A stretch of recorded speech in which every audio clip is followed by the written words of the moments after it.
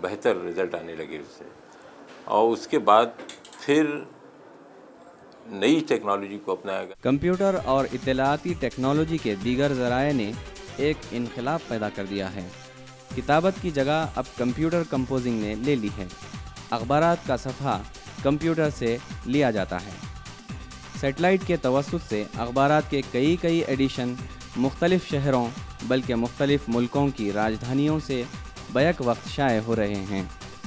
بہت سے اخبارات کے انٹرنیٹ ایڈیشن بھی ہیں، اور کچھ اخبارات تو صرف انٹرنیٹ پر نکلتے ہیں۔ دنیا بھر میں جو آپ کسی بھی زبان کے پڑھنے والے یا جاننے والے پھیلے ہوئے ہیں، اور ان کی جو شکایت رہی ہے کہ ہم تک حیدرآباد سے یا کسی اور شہر سے شائع ہونے والے یا کسی ملک سے شائع ہونے والے جرائد اور اخبارات ہم کو نہیں ملتی، تو ان کی شکایت اب دور ہو گئی، کیونکہ بیشتر بڑے اخبارات اردو کے وہ انٹرنیٹ پہ موجود ہیں۔ دیگر زبانوں کے اخبارات جدید سائنسی ٹیکنالوجی کا زیادہ سے زیادہ استعمال کر رہے ہیں، لیکن اردو اخبارات ابھی اس میں پیچھے ہیں۔ معیاری اردو صحافت، جی ہاں ناظرین، اب اس کا وجود کس طرح باقی رہے گا، یہ قابل غور بات ہے۔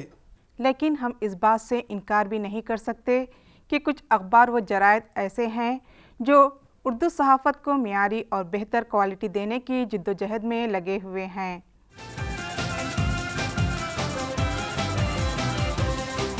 حیدرآباد سے شائع ہونے والا رہبر دکن اب رہنمائے دکن ہو گیا ہے۔ نام تو بدلا ہی، کچھ عرصہ پہلے یہ اخبار بلیک اینڈ وائٹ سے کلر میں شائع ہوا ہے، اور تو اور اس کے سرکولیشن میں بھی اضافہ ہوا ہے۔ حیدرآباد میں سب سے پہلے آف سیٹ پرنٹنگ کا آغاز ہمارے اخبار نے کیا، اور آج سخت حالات کے باوجود، مہنگائی ہو گئی، اشتہارات نہیں، محدود ذرائع ہمارے، اس کے باوجود بھی ہم نے کوشش کی کہ اخبار کو ذرا خوشنما بنائیں، جاذب نظر بنائیں اور مکمل اخبار بنا کے دیں۔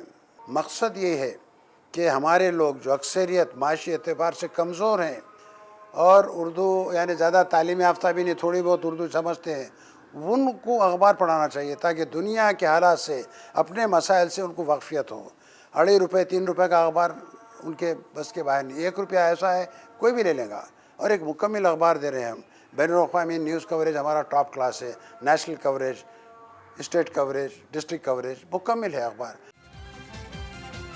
منصف، جو کہ حیدرآباد سے شائع ہوتا ہے، کچھ سال قبل بند ہونے کے قریب تھا، لیکن خان لطیف خان نے اس اخبار کو ایک نئے سرے سے شروع کیا اور ترقی کی نئی راہ پر لے گئے۔ فی الوقت جو انفارمیشن ٹیکنالوجی کے ذرائع ہیں، ہم نے یہ اخبار جو آج سے 10 سال پہلے ری لانچ کیا تھا، جب ہی ہم نے اڈاپٹ کر لیا تھا۔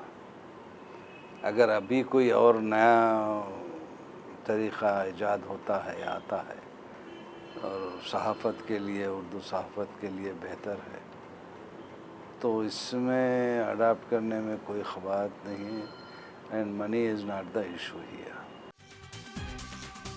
روزنامہ اعتماد نے جہاں اخبار کو بہتر کوالٹی دی، وہیں روزنامہ انقلاب نے اردو کو ایک نیا پن دیا۔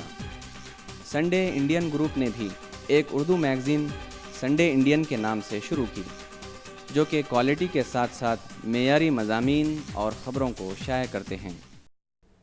اردو صحافت بہتر سے بہتر ہونے کا دعویٰ تو کر رہی ہے، لیکن اردو صحافت کا مستقبل کیا ہوگا؟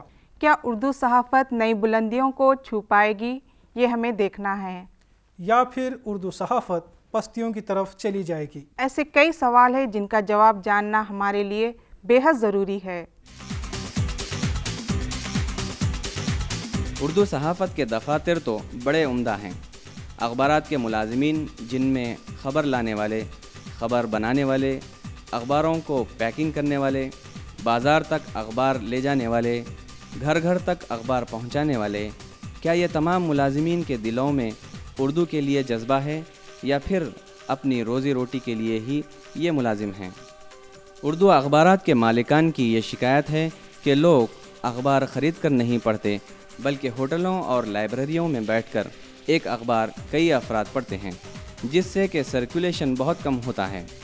ایسے حالات میں کن افراد کو آگے آنا چاہیے؟ یہ ایک اہم سوال ہے۔ دیکھیے اردو صحافت کو آپ دیگر صحافی اور دیگر صحافت سے الگ نہیں کر سکیں گے. آج پورے ہندوستان میں لسانی صحافت تجارتی اعتبار سے کچھ حد تک گراوٹ کا شکار ہے. اس کی وجہ یہ ہے کہ سروائیول آف دی فٹسٹ ایک ایسی تھیوری ہے، بقائے موضوع ترین.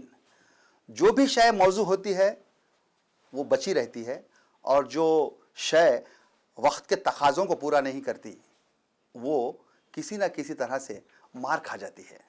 تو آج اردو صحافت کا جو معاملہ ہے وہ بالکل واضح ہے کہ اردو میڈیم کے جو لوگ ہیں یا اردو مادری زبان کے جو لوگ ہیں ان کو بھی آج اردو میڈیم سے پڑھنے یا اردو زبان اول سے پڑھنے کا کوئی موقع نہیں مل رہا ہے. جب آپ کو فیڈر سروس نہیں ملے گی، گراس روٹ پر آپ کو اردو جاننے والے نہیں ملیں گے، تو اس کا ڈائریکٹ اثر اردو کے ہر پبلیکیشن پر ہوگا اور خاص طور پر صحافت پر بھی ہوگا. ملک کی مختلف یونیورسٹیوں جیسے مولانا آزاد نیشنل اردو یونیورسٹی سے اردو میں 2 سالہ PG کورس ترسیل عامہ و ذرائع ابلاغ چلایا جا رہا ہے. اسی یونیورسٹی سے فاصلاتی 1 سالہ ڈپلومہ ان جرنلزم بھی باضابطگی سے چل رہا ہے. حیدرآباد سینٹرل یونیورسٹی سے بھی فاصلاتی اردو میں 1 سالہ ڈپلومہ ان جرنلزم چلایا جا رہا ہے. ان اداروں میں تعلیم حاصل کر رہے نوجوان اردو صحافت کا مستقبل بن سکتے ہیں. اردو صحافت کو معیاری بنانے کے لیے ان نوجوان صحافیوں کو آگے آنا ہوگا، اور اردو صحافت کو وہ معیار، بلندی اور عزت دلوانی ہوگی جو آزادی سے پہلے ہوا کرتی تھی. اس کورس میں داخلہ لینے سے قبل بھی میں اردو میڈیا سے وابستہ تھا، اور میں اس کورس مکمل کرنے کے بعد بھی اردو میڈیا سے وابستہ ہو جاؤں گا.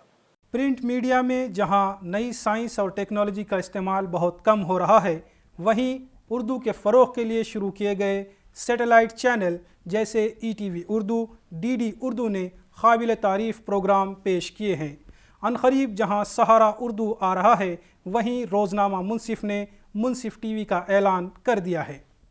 اردو چینل کی وجہ ایک ہی ہے کہ ہم اپنے مراحل، اپنے ویو، اپنا نقطہ نظر ہم وطنوں تک پہنچائیں، اور ایک اس اسٹینڈرڈ سے پہنچائیں ان کو یہ احساس نہ ہو کہ اس میں کئی نفرت کا پہلو چھپا ہوا ہے. صحافت اور شعر و ادب کے تال میل سے ہی اردو کا وقار بلند ہوگا. کیا اردو صحافت کے نصیب میں وہ کامرانی آئے گی؟ کیا اس کے مقدر میں وہ عروج آئے گا جو آزادی سے قبل تک اسے حاصل تھا؟ تیرا دعوت شوق مٹنے نہ پائے، تیرا دعوت شوق مٹنے نہ پائے، نظر آسمانوں سے ہٹنے نہ پائے. یہ تھی اردو صحافت پر ہماری خاص پیشکش. اردو صحافت کل، آج اور کل. اسی کے ساتھ ہمیں اجازت دیجیے. خدا حافظ. کوئی جیکٹ اچھا سا کال کھڑا کرتے. چلو ریاض جلدی کرو بھائی. تھوڑا آڈیو، ریاض آڈیو دو. ڈائریکٹر صاحب سے بات کرتے ہیں. ڈائریکٹر صاحب اپنی بتائیں گے.